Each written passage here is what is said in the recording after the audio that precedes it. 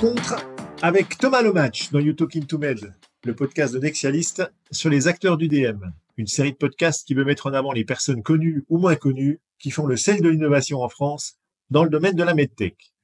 Rencontre aujourd'hui avec un jeune homme, oui Thomas, tu es un jeune homme, qui a fait parler de lui ces derniers mois en finalisant la désignation de l'AFNOR au règlement UE 2017-745. L'expression fait parler de lui n'est peut-être pas la plus appropriée, car Thomas, qui a effectivement pris la tête de l'AFNOR médical, n'est pas du genre à se mettre en avant. Voilà bientôt 2 ans que j'ai fait sa connaissance, et ce que j'ai d'emblée apprécié chez lui, c'est sa tranquille assurance, son aisance discrète, et une sorte de sérénité qui semblait en décalage avec la pression qu'il a dû connaître en arrivant à l'AFNOR, tant il est vrai que tous les acteurs du DM et les politiques attendaient avec impatience la désignation de ce deuxième organisme français. Thomas, depuis, est devenu l'ambassadeur privilégié de l'AFNOR, où il multiplie les interventions sur le territoire. Il est devenu une référence également sur l'IA. Il est membre de la commission de normalisation sur l'intelligence artificielle et participe activement aux travaux portant sur les normes harmonisées qui s'appliqueront dans le cadre de l'IA Act. D'ailleurs, en 2023, j'avais sollicité Thomas à la rentrée du DM pour nous présenter la norme ISO 40-2001, premier référentiel à traiter des risques liés à l'IA, et j'avais pu apprécier la qualité de son exposé et l'intelligence de sa présentation. Bref, vous comprendrez facilement que je suis ravi que Thomas ait accepté mon invitation dans le cadre de You Talking to Med et d'avoir trouvé le temps dans son agenda de ministre. Bonjour Thomas, comment vas-tu ? Bonjour Florian, je vais très bien. Merci beaucoup pour l'invitation. Alors, tu es qui Thomas, toi ? C'est les gens qui ne te connaissent pas, comment tu te qualifies ? Comment m'identifier ? Donc mon UDI de base, c'est Thomas Lomatch. Alors le match, c'est 2 voyelles pour 8 consonnes. Hein, ça se rapproche plus d'une recommandation de mot de passe en cyber que. Et donc, je viens à l'origine de ce monde-là. Donc, avant de rejoindre AFNOR Certification, j'étais au LNE en charge du pôle qui gère toutes les certifications dans le domaine de l'instrumentation et de l'IT et notamment un tas de certifications dans le domaine de l'IA et de la cybersécurité. Et à cette occasion, j'ai beaucoup touché aussi avec la filiale GMED de ces aspects liés aux dispositifs médicaux. Et c'est par cette voie-là, en fait, que je suis arrivé aux dispositifs médicaux, ce qui explique aussi pourquoi j'ai beaucoup de mes interventions tournent autour de sujets de l'IA ou de la cyber. D'accord, donc tu es arrivé, donc au départ, tes études, ton parcours d'étudiant, c'est quoi, Thomas ? Là aussi, ça sort peut-être un peu de l'ordinaire. Moi, je suis passé par une maîtrise de physique fondamentale, puis D'accord. un master de physique des capteurs. Au début, je me voyais bien dans l'enseignement, et puis une première expérience m'a fait dire que c'était pas vraiment fait pour moi. Ah ouais? Pourquoi? Et du Ça s'était mal passé, tes premiers coups? parce qu'il faut beaucoup de patience, Ouais. c'est assez ingrat. Et puis bon, non, rapidement, ma première expérience m'a fait dire que c'était pas pour moi. Du coup, j'avais rejoint le LNE. D'accord. Et là, j'ai au début bossé dans les labos. Puis là aussi, en fait, j'ai rapidement réalisé que moi, j'étais intéressé à voir du monde, en fait, à sortir, à aller voir l'industrie. Et puis bon, quand tu es isolé dans un labo, c'est pas vraiment ça. Du coup, je suis devenu auditeur. Euh, et puis après être auditeur, j'ai encadré une équipe de certification. Et puis de fil en aiguille, j'en suis venu à faire beaucoup de certifications.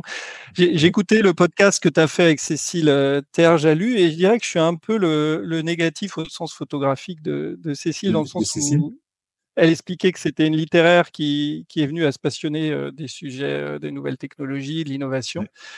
Puis moi, finalement, j'ai plutôt l'inverse. Donc, j'ai une formation scientifique et je suis un peu passionné par tous les aspects liés au droit, des nouvelles technologies et aux nouvelles, oui, à l'IA et qu'est-ce que ça implique en termes éthiques, etc. Voilà. D'accord. Et donc après ta physique, enfin moi j'aime bien aussi savoir comment finalement t'es venu au dispositif médical, parce que moi comme toi j'étais pas non plus destiné à être en tout cas moi j'étais pas destiné à être dans le dispositif médical, et puis c'est finalement tout un concours de circonstances qui m'a fait venir très tôt d'ailleurs dans ce monde-là. Mais toi après ton diplôme, tu t'es retrouvé directement au sein du LNE GMED? Ouais, c'est ça, au sein du LNE, Ouais, mais au début pas du tout sur les pas aspects, Gmail, ouais. Et la partie pas du tout sur métrologie les au début. aspects dispositifs médicaux, ouais. Heu, donc effectivement d'abord, dans un labo, qui faisait D'accord. de la physique, hein, très Et tu avais fait concrètement. un stage ou ou t'as postulé? Enfin, comment tu y es arrivé? Ouais, ouais. Bah, mon stage de maîtrise de physique, je l'avais fait, au LNE. Ouais, les nœuds, d'accord. Ok. Ils m'avaient bien aimé, donc Ok. Ils t'ont gardé. et suite à mon master, ils m'ont fait venir. Ouais. Et puis, après quelque temps dans un labo, j'ai postulé, en interne dans les activités de certification. Ouais.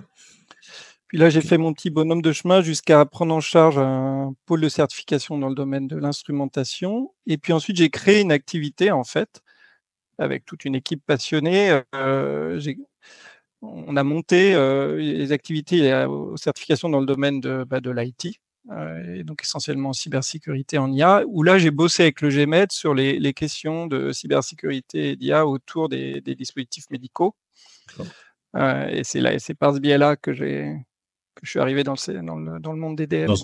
Ok, d'accord.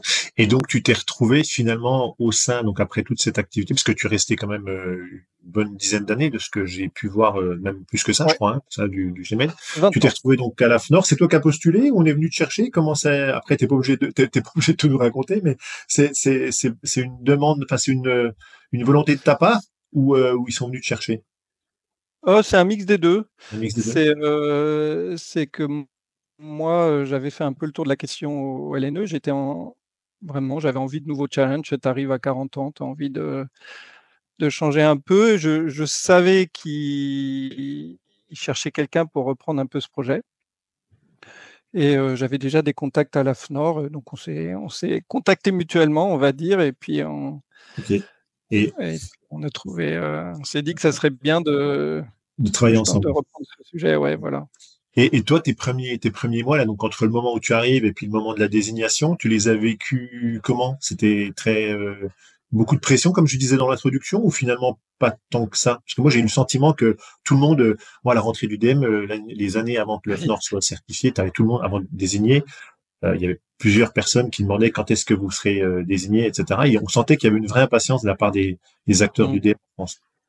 Bah, oui, il y avait une vraie pression, bah, d'abord de la part, de ma direction qui a beaucoup Ouais. investi, dans le projet et qui donc souhaitait vraiment qu'il arrive à son terme. De l'industrie évidemment, qui avait comme tu sais, il y avait un réel besoin, d'augmenter l'offre en matière de certification dans le domaine des DM. Pression de l'État aussi qui avait lancé cet, appel à la candidature et qui poussait, pour ça. Donc oui, j'étais beaucoup attendu au tournant avec aussi une pression des autorités, de Compétente? la NSM et ouais, des autorités compétentes parce qu'il fallait aller vite, mais il fallait le faire dans les règles et répondre notamment Ouais. aux contraintes de la JAT sur le sujet, ouais. Ouais, ouais, ouais. Et Donc c'était tu une l'as bien période, vécu? oui, très chaude. Ouais. Oui. Ouais, très chaud. Ouais, j'imagine que ça a dû te changer. Enfin, ça a dû être des moments assez, Beh, ouais. Bah, assez écoute, tendus. j'avais déjà mené des projets de notification sur, d'autres réglementations, donc j'étais pas effrayé en soi par le Par le sujet. sujet. Après, c'est vrai que, sur ce règlement qui a quand même une complexité, particulière et avec un processus de notification qui est, à l'image du règlement, très complexe avec de multiples acteurs, que ça l'autorité de l'État membre, mais finalement aussi, l'équipe de la JAT avec des représentants de toutes les autorités. C'est vrai que ça a rendu le truc, stimulant. Mm. Ouais. Et j'imagine qu'au soir où vous avez reçu votre désignation, ça a dû être quand même un gros moment de soulagement et une belle fête au sein des équipes de l'AFNOR. Ouais. Ah oui, oui, oui. Non, non, bah, champagne, hein. Ouais, champagne. Champagne, même si on savait, que c'était que le début en fait, Ouais. de l'aventure et que les challenges allaient arriver, très rapidement, surtout qu'on a été notifié très peu de temps avant, la fin de la La débutoire pour période les de, legacy devices donc ouais, voilà, on savait que maintenant il effectivement. fallait, traiter ces dossiers qui arrivaient très vite donc on n'a pas vraiment eu le temps de faire la fête, hein, en fait. Ouais. Ok. Et quel est ton regard maintenant sur ce passage, enfin sur ces dispositions transitoires, sur cette actualité réglementaire, sur ce passage au règlement, comment tu le vis toi, en tant que finalement assez nouveau dans ce domaine-là? Ouais, hem bah, c'est un règlement. De toutes les réglementations, liées au marquage CE que j'ai eu à pratiquer, pour le coup, j'ai travaillé, été notifié dans Dans plusieurs 3 secteurs. directives et un autre règlement. C'est de loin effectivement le plus complexe et le plus difficile à appréhender.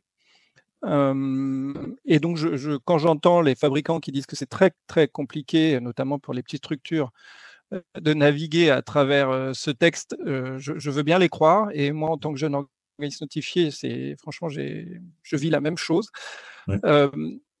Donc c'est un vrai challenge. Moi, j'essaye de mettre en place il y a un tel nombre de connaissances, de dispositions à connaître et maîtriser, qu'on réfléchit, nous, à des outils de knowledge management pour essayer surtout quand tu es une petite équipe, de bien tout arriver à maîtriser.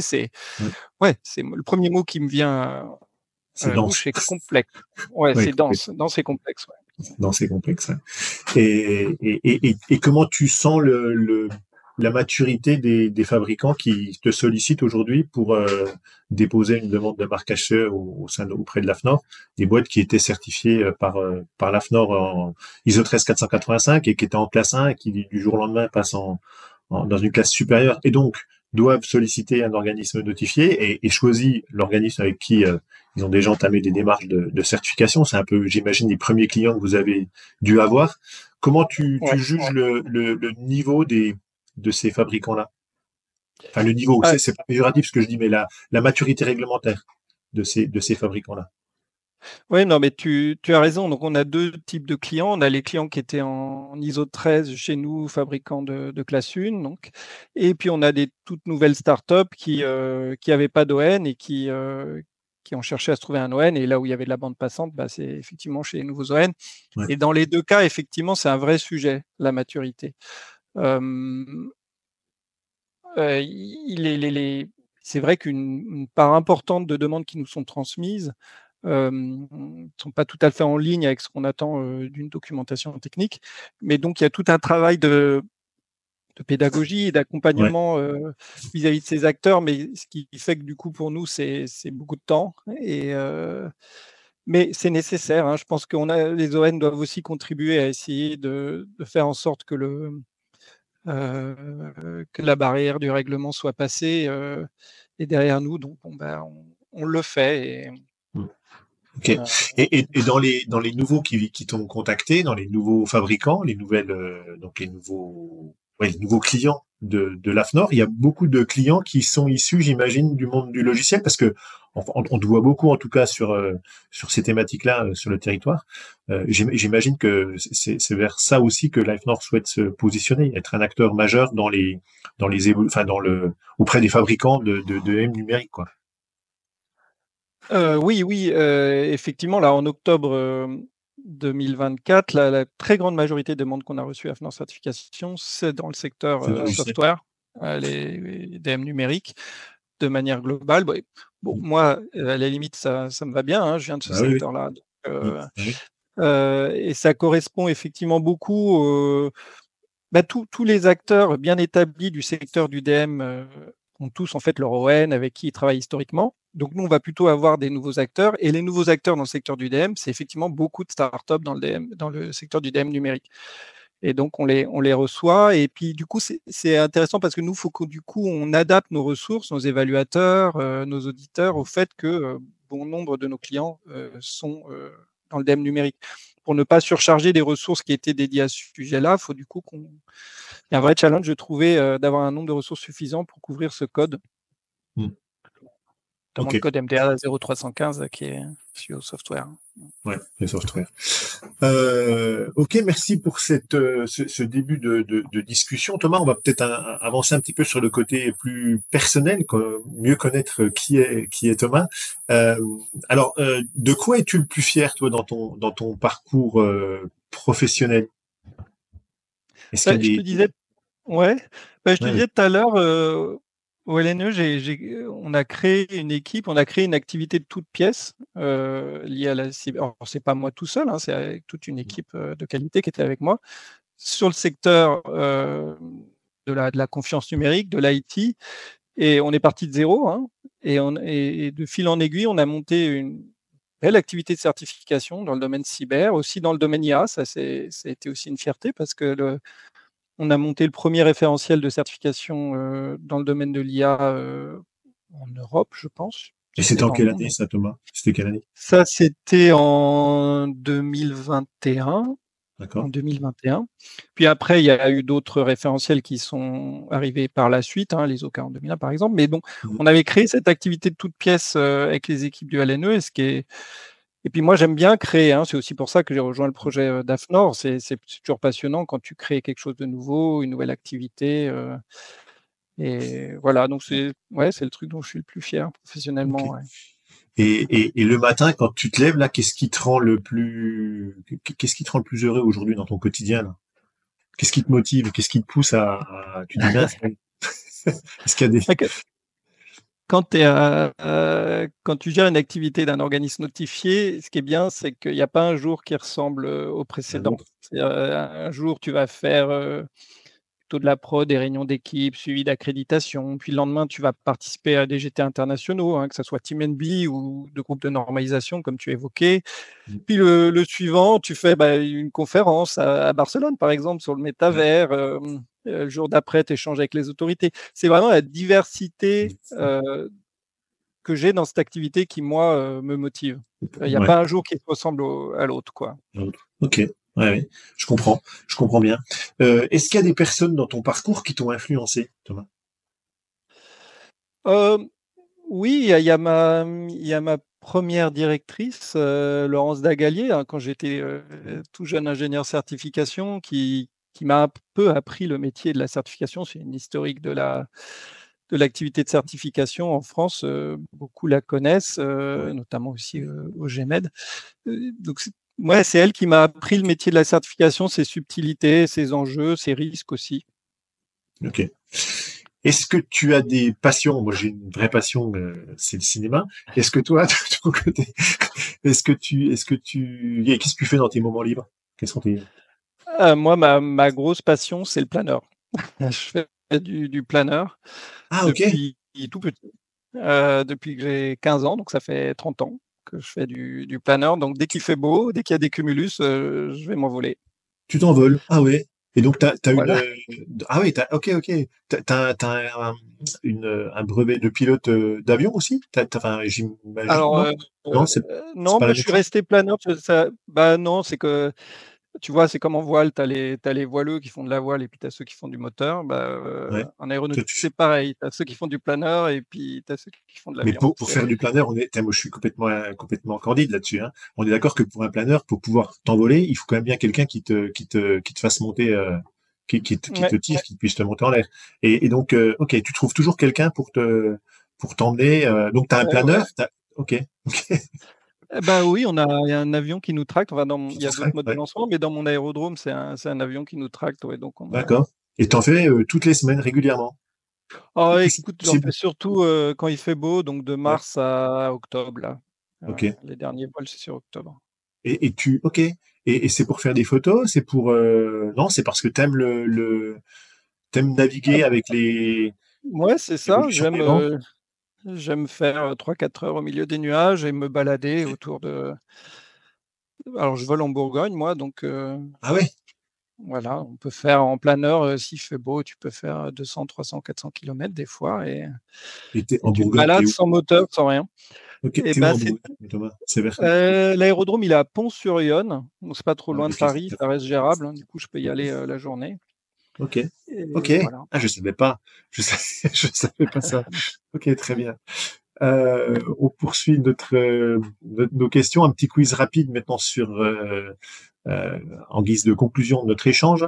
Est-ce que tu as un film préféré, Thomas? Ah bah, en hommage à la rentrée du DM, je pourrais te dire, Sauver le soldat Ryan, Ouais. mais en vrai, je suis pas très film de guerre.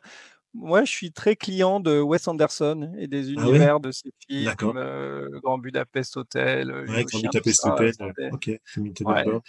et j'ai pas Ah un ouais. film en particulier, mais j'ai des réalisateurs que j'aime bien, comme Wes Anderson, par exemple.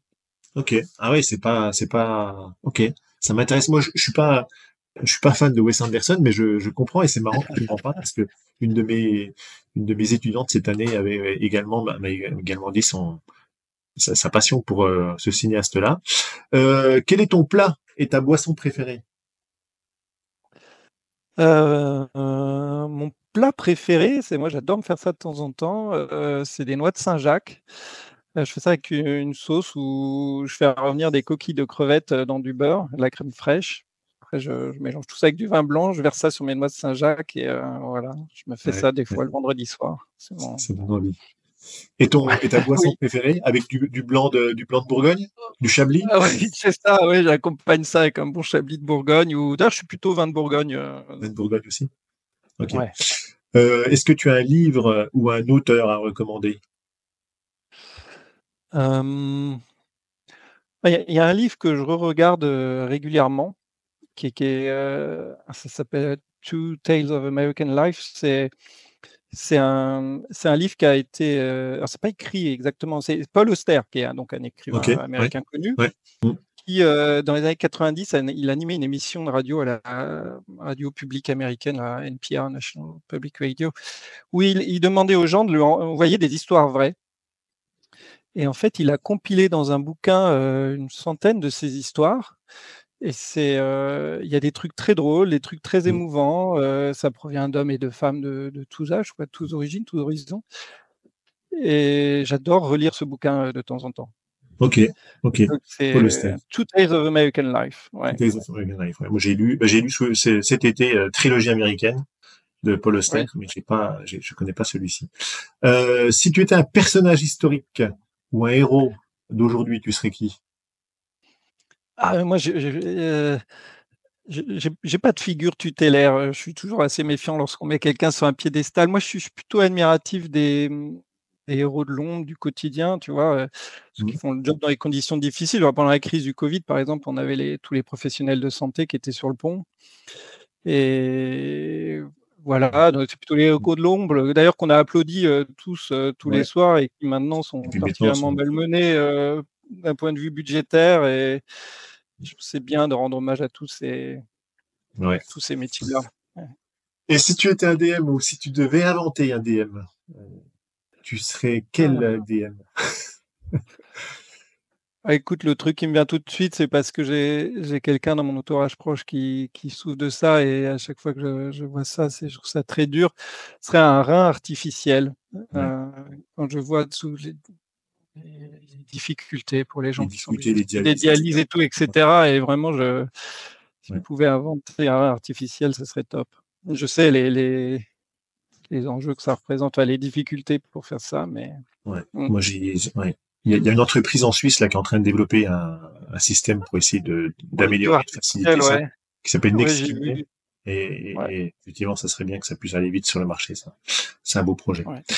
Merci beaucoup Thomas pour ce beau moment. Je te retrouve bien dans tes réponses. De notre côté, nous on se retrouve rapidement pour un autre podcast dans les prochains jours. À très bientôt et encore merci à toi Thomas. Merci à toi, Florian.